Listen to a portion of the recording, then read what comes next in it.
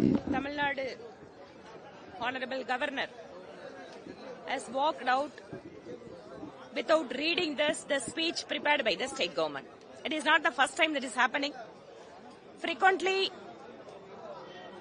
from the governor's office, they are making a request of playing national anthem while he is starting his speech. Again, the state government, with an adamant nature, they have declined that request. And not only that, while Honorable Governor was addressing the assembly, they switched off the mic. And now we would have seen that the statement has been issued from the Lok Bhavan. So in which he has elaborately mentioned about some crucial points. It has been ignored in the speech prepared by the state government. The state government, what we believe, intentionally adopting this strategy of fighting with the Honorable Governor. It is not the first time it is happening.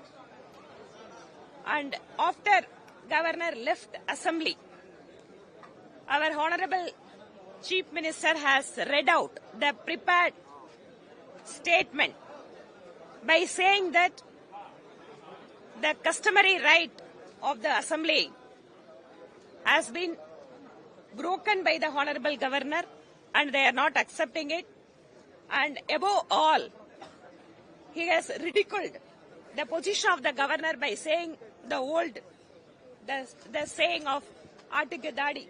What is the necessity of a bird for a goat?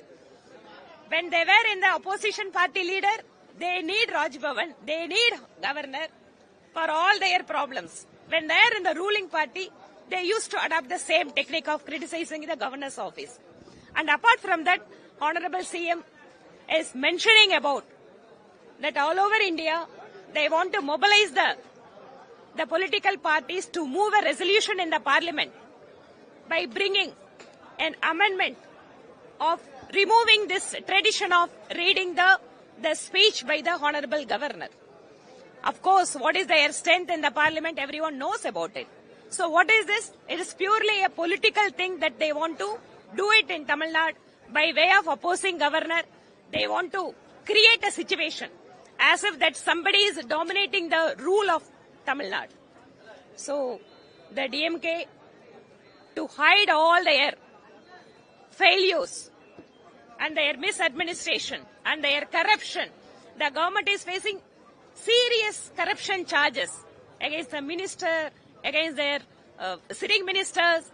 So when these things are happening, the law and order, the crime against women, the crime against the scheduled communities, these are all, it is unprecedentedly, it has been rose in Tamil Nadu. So they want to hide all those things by way of adopting this technique of fighting with the Lok Bhavan and Honorable Governor.